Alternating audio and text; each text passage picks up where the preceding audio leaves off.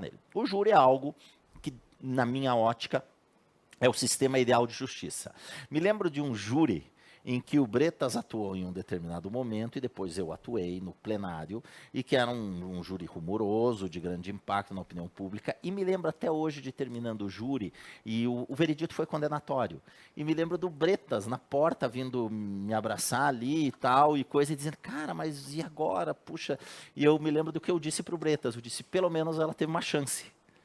E assim, eu visualizo o tribunal do júri com essa característica. Eu visualizo o tribunal do júri como o sistema ideal, porque ele consegue trazer uma série de atributos que nós não temos nos outros sistemas de justiça, que é o mais próximo que nós conseguimos chegar da imparcialidade.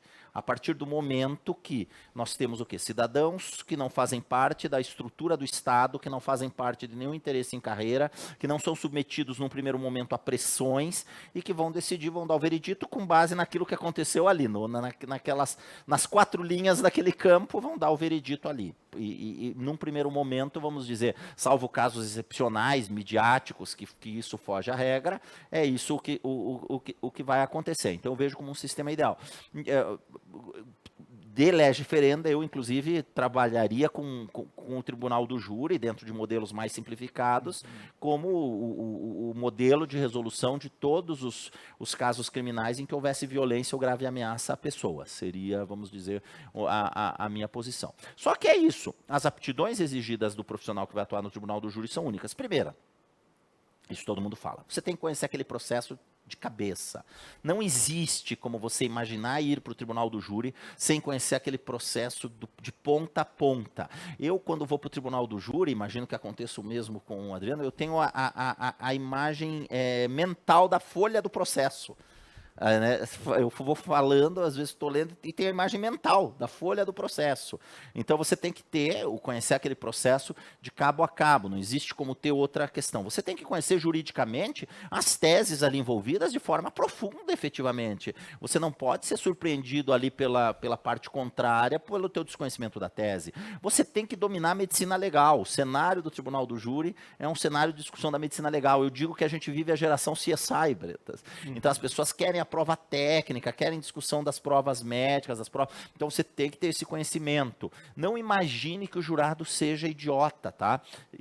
Eu acho que isso já é superado, aquela ideia de que o jurado, com base ali em palhaçada, em coisa, ele vai pender para um lado. Não, o jurado quer ver prova, ele quer ser convencido efetivamente, né? Nós vamos tendo isso como também parte do processo evolutivo da nossa sociedade. A nossa sociedade é uma sociedade em processo de evolução, né? Então, isso faz parte, né, deste processo evolutivo. Então, ela quer ver provas, ela quer ver elementos, ela quer que o advogado demonstre isso.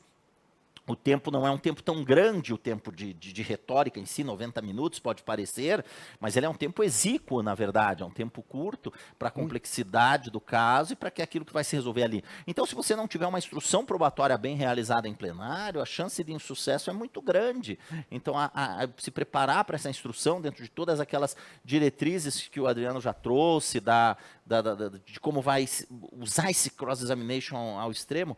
Fiquei muito feliz com a gentileza dele de citar esse livro. Esse livro eu trato do cross-examination no momento que não estava previsto na legislação brasileira, como uma proposta de lege ferenda, justamente. E por quê? Porque é importante que você tenha isso nesse cenário do júri, porque quando você tem esse tempo exíguo, é preciso que o advogado tenha essa possibilidade efetivamente de explorar e de produzir a prova, que já é um processo de convencimento daquela tese, daquele impacto que ele vai trazer ao processo. Então, o tribunal do júri, ele é realmente algo muito importante dentro do nosso sistema. Eu tenho para mim, falei para você naquela ocasião também, eu tenho para mim que se fosse o juiz de direito, aquela pessoa que vai ao júri, ela já estaria condenada. Quando o juiz de direito lançou a pronúncia, ele já teria condenado. Então, é uma segunda oportunidade que o sistema constitucional dá para dizer, olha, como aqui eu estou habilitando uma carga punitiva extrema sobre essa pessoa, porque a carga punitiva não é só a pena, tá, Isa?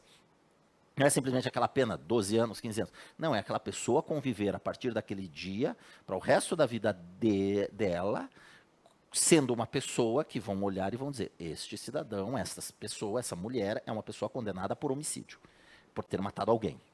Então é uma carga punitiva interminável. Então a Constituição Federal ela tem a sabedoria de dizer o seguinte: para eu habilitar uma carga punitiva tão extrema como essa, que pode ser uma carga punitiva que gera um impacto para o resto da vida dessa pessoa. Você contrata aqui para o jurídico alguém que saiu com uma sentença condenatória de homicídio qualificado? Entendeu? É uma carga punitiva para o resto da vida daquela pessoa. Então, antes de habilitar isso, diz assim, é importante que nós tenhamos esse mecanismo de controle efetivamente, esse mecanismo em que nós conseguimos habilitar um pouquinho mais de um conteúdo de imparcialidade real, em que as partes ficam mais em pé de igualdade. Eu tenho, no último livro do júri, falo bastante da plenitude de defesa, porque eu tenho acostumado a dizer a plenitude de defesa é desequilíbrio sim. Precisamos assumir isso. A Constituição Federal quis desequilibrar. Por quê? Porque ela já parte da premissa o quê? Que o jogo já é desequilibrado para o outro lado. Claro. Então ela quer equilibrar, dizer, olha, nós vamos partir dessa premissa aqui, vamos tentar equilibrar um pouquinho aqui esse cenário, né? Vamos trazer um debate mais franco, mais aberto, e se diante de tudo isso ainda, os jurados olharem e dizerem, tem que ser condenado, aí eu habilito essa carga punitiva. Mas tenha a responsabilidade, você como advogado, de dizer, eu tenho a condição, e não é uma condição de você ser inteligente, não ser inteligente, mas as aptidões técnicas para estar nesse cenário. Se não, seja advogado criminal e faça parcerias, faz parceria lá com o Breta, faz parceria para que o outro vá lá para o plenário do júri e possa atuar no plenário do júri naquele momento, porque essas aptidões técnicas especiais são particulares.